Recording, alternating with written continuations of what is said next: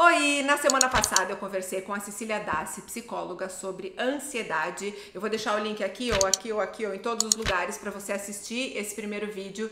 Está fantástico, porque muitas vezes a ansiedade chega num ponto na nossa vida que começa a impedir a gente de viver, de fazer as coisas, de ir a lugares, e é muito mais sério do que a gente pensa, e você pode procurar ajuda se isso está controlando a sua vida. Então, nesse primeiro vídeo, a Cecília explicou direitinho o lado bom da ansiedade, que também ela não é de todo mal, ela faz parte da nossa vida. Então não deixe de assistir o primeiro vídeo. E nesse vídeo a gente vai conversar sobre, ok, eu sei que eu tô com ansiedade, eu percebi que eu tô precisando de ajuda, e aí eu faço o quê? O que a gente faz, Cecília? Então, terapia, né, gente? Terapia é sempre o método mais importante, assim, eu sempre falo, você pode não precisar de remédio, você pode não fazer, sei lá, meditação, mas a terapia é muito importante, porque realmente é o que vai te ajudar a aprender a lidar, é o que vai te ajudar a entender como você funciona, entender o que tá acontecendo, entender como você pode lidar de forma mais potente com as suas emoções. Não existe um botãozinho, não é como se a gente simplesmente fosse falar, agora eu comecei a terapia, em 3 meses, pá, desliguei minha ansiedade. Não é isso. A ansiedade não tem esse poder de simplesmente desaparecer do nada. Até porque a gente tá falando geralmente de um processo neurológico que se constrói ao longo de muito tempo, né? Então não é uma varinha de condão. Mas a gente pode aprender a lidar com ela. E quando a gente começa a aprender a lidar com ela, ela perde muito da sua potência. Ela perde muito o poder de atrapalhar a nossa vida, de nos desgastar, de, sabe, tornar a vida um fardo, um peso. Porque essa é uma coisa que as pessoas ansiosas relatam muito. Que começa a virar um peso. Tanto que muitas vezes vem com uma comorbidade a depressão, né? E aí a pessoa começa a alternar momentos de, cara, eu não aguento mais. Se é pra viver desse jeito, prefiro não viver, porque a vida é um tormento constantemente.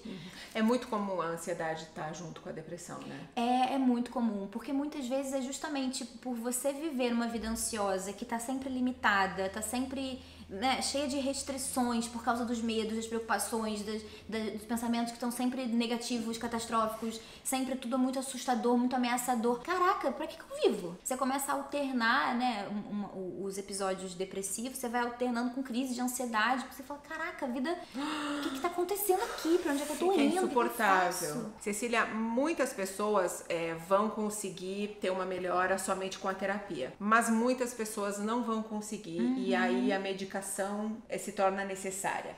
Só que existem 2 tipos de medicações que a gente ouve falar. Tem calmante, que seria ansiolítico. E isso pode ser um problema. Isso não é um tratamento, né? Não. Fala um pouquinho pra gente sobre isso. Na verdade é um grande problema, porque assim, quando você tem um psiquiatra te acompanhando, ou até um neurologista, né, que tá te acompanhando, que vai te encaminhar as medicações e que vai te passar um calmante, que é o ansiolítico, ele vai te orientar, ele vai, quer dizer, espera-se que ele faça isso, né? Ele vai te orientar, ele vai entrar com a medicação enquanto ela for necessária, porque botando na balança o custo-benefício compensa, e aí depois ele vai tirar essa medicação quando você tiver com o tratamento adequado. Por quê? Nunca você vai entrar com um calmante isoladamente. O calmante é um apaga-incêndio, é um SOS. Então você precisa entrar com um antidepressivo. Que o nome é antidepressivo, dá a impressão que ele tem a ver com depressão. Mas na verdade ele tem a ver com uma depressão do sistema nervoso, ele tem a ver com uma série de questões de recaptação, enfim. Então não tem, ignora o nome. Então, na verdade, o antidepressivo ele é usado no tratamento da ansiedade. Ele pode ser usado no tratamento da depressão também, mas aí são várias medicações, são muitas cadeias de antidepressivos,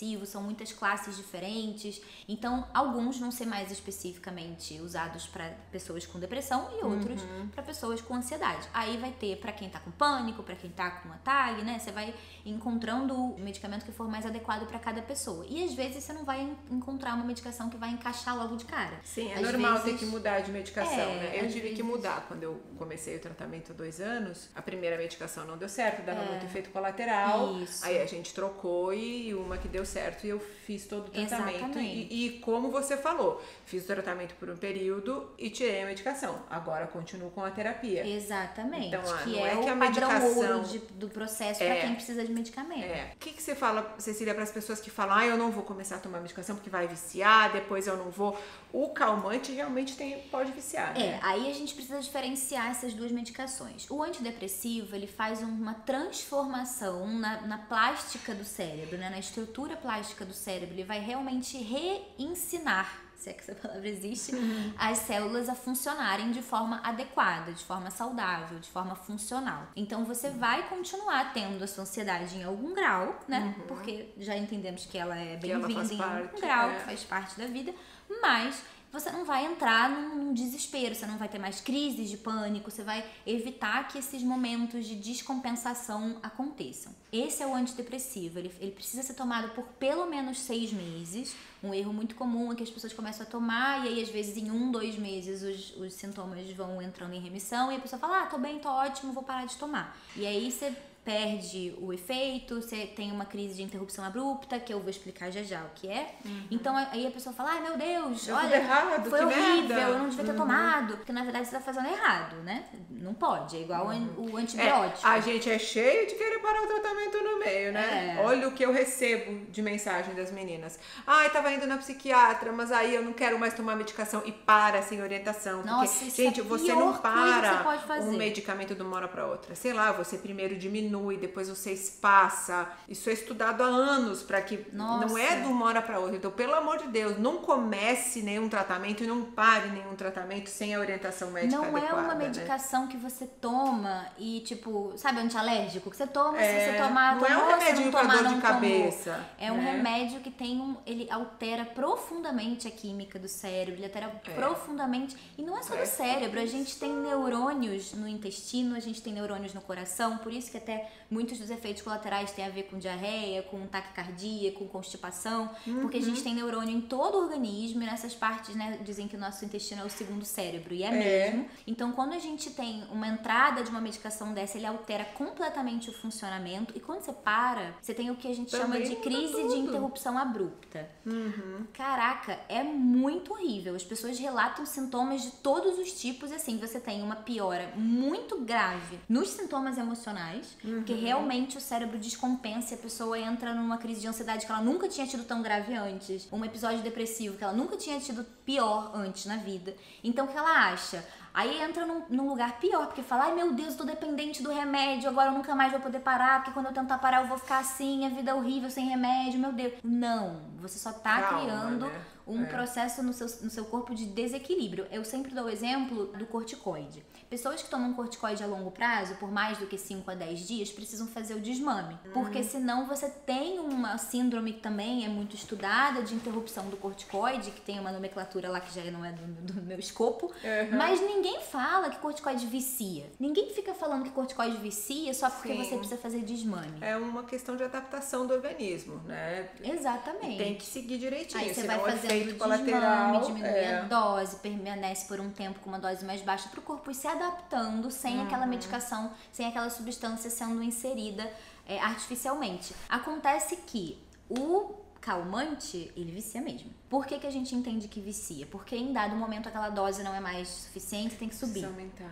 Aí aquela dose não faz mais efeito, você tem que subir a dose. Então você dormia com 2 gotinhas de Rivotril, agora você tem que dormir com 4, daqui a pouco o tá com Rivotril, 6. que foi tão famoso uma época, é um calmante. Ele é um calmante. E as pessoas tomam de gotinha assim, como tipo, como se fosse normal. Como se fosse homeopatia. E não é. É uma medicação que já está associada, muitos estudos mostrando que está associada a maior risco de demência. É uma medicação que altera muito a cognição, uma série de coisas. Tem muita gente que fala até brincando assim, ai amor, eu não vivo sem Rivotril, ai 2 gotinhas de Rivotril e todos os problemas da sua vida estão resolvidos.